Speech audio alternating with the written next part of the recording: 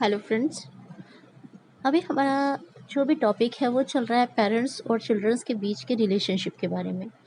ये रिलेशन इतना ही इमोशनल होता है, उतना ही कभी कभी रिजिड हो जाता है।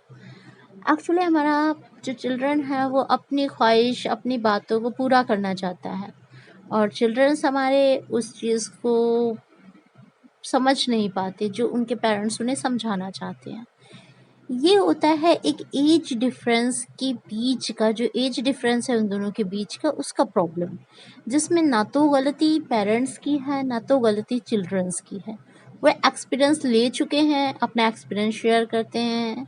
न्यू चाइल्ड आपका अपना एक्सपीरियंस गेन करना चाहता है और वो आने वाले हर चुनौती का सामना करना चाहता है।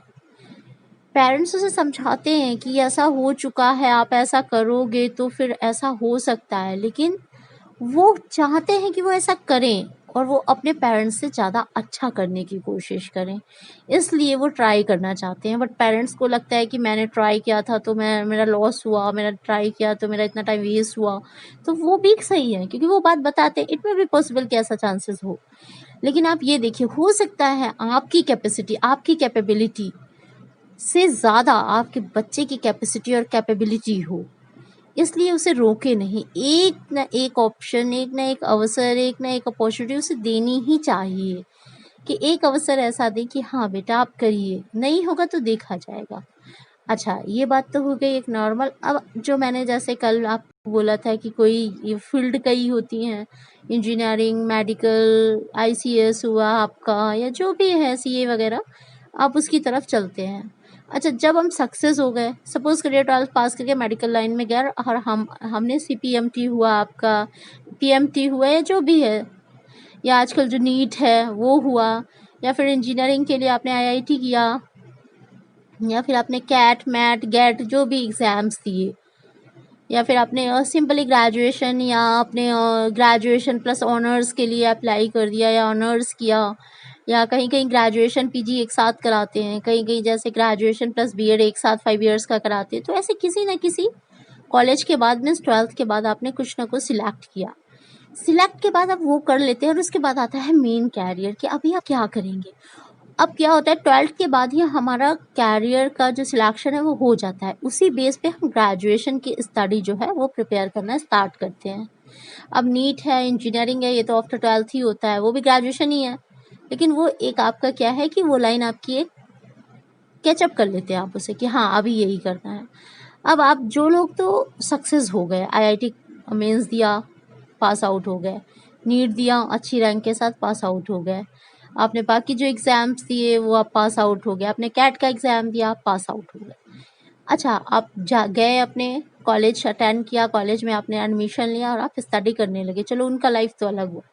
अब कुछ स्टूडेंट हैं जो स्टडी कर रहे हैं, 1 ईयर 2 ईयर भी स्टडी कर रहे हैं, उनका स्टडी अभी कंप्लीट नहीं हुआ, या फिर कुछ एग्जाम्स लाइक आईसीएस वगैरह ग्रेजुएशन के बाद हैं, कैट मैट ये सब ग्रेजुएशन के बाद है। अब ये एग्जाम्स के लिए थोड़ा सा टिपिकल प्रिपरेशन है, सिलेबस ब्रॉड होते हैं, तो थोड़ा सा टाइम टेकन होता है। अगर आप आईसीएस को ले लें तो मिनिमम 2 इयर्स होते ही होते हैं, क्योंकि 1 ईयर तो आपको समझने में लगता है और 1 ईयर आपके एग्जाम्स में लग जाता है। टोटल एग्जाम्स में आप प्री देते हो, मेंस देते हो, इंटरव्यू देते हो, सब में 3 मंथ्स का गैप है, और आप समझ सकते हैं कि 1 ईयर आपका इसमें लगा। स्टडी आपने जो की उसमें 1 ईयर में आपका 6 मंथ्स तो समझने में लग जाता है। एक्चुअल ये पेपर है क्या, पेपर मटेरियल, स्टडी स्ट्रैटेजी क्या है पेपर की, ये सारी चीज़ें समझने के बाद आप उस चीज़ को करते हो। अब उसमें यहाँ पे एक प्रॉब्लम है, आपका दृढ़ विश्वास है, मन है, सब कुछ है, आपने पूरी कोशिश की। 100 मान लीजिए 100 बंदों ने ये काम किया, उसमें से 50 सिलेक्ट हो गए, 50 बचे। अब जो सिलेक्ट हो गए वो तो सीधे चले गए, कहाँ चले गए आपको पता ही है, कि वो सीधे अपने स्टडी के लिए, अपने आगे फर्दर ट्रेनिंग के लिए चले गए।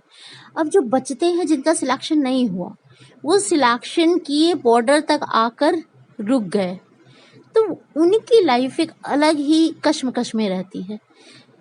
कुछ आगे दोबारा ट्राई करते हैं, कुछ वहाँ से रुक जाते हैं, कुछ डिमोटिवेट हो जाते हैं, कुछ सोचते हैं कि कुछ कमियां रह गई हैं, उनको पूरा करके मैं आगे बढ़ूं। इस तरह से बहुत सारी चीज़ें आती हैं। अब यहाँ पर भी आपकी फैमिली, आपके पेरेंट्स का सपोर्ट आपके लिए उतना ही इम्पोर्टेंस रखता है जितना एक नदी में कूदने वाले इंसान को बचाने के लिए किसी भी बंदे का उस इंसान को बचाने का होता है। क्योंकि स्टडी अगर आपने रियल में किया है और अपने मन से किया है, पूरी मेहनत लगन के साथ की है, तो अनसक्सेस आपको कहीं ना कहीं अंदर से कचोड़ती है कि मैंने कहीं ना कहीं कुछ प्रॉब्लम्स रही मेरी। आपने पूरा टाइम दिया, आपने कहीं फालतू का टाइम वेस्ट नहीं किया। ये सच है कि महात्मा गांधी जी की एक कोट आपने पढ़ी होगी कि असफलता केवल यह सिद्ध करती है कि सफलता का प्रयत्न पूरे मन से नहीं किया गया। लेकिन ये सर्वथा सत्य नहीं है। कभी कभी क्या होता है कि कुछ कुछ कंडीशंस, कुछ कुछ परिस्थितियां ऐसी आ जाती हैं कि बंदों को बीच में ही अपनी पढ़ाई, बीच में ही अपनी स्टडी, बीच में ही अपना कैरियर छोड़ना पड़ता है। और अगर वो प्री प्लान्ड होती हैं तब तो कोई बात नहीं, लेकिन अगर कोइंसिडेंसली आ जाती हैं तो उस बच्चे का फ्यूचर बहुत ही ज़्यादा बुरा होता है, जिसको मैं अपने अगले कंटेंट में रखूँ।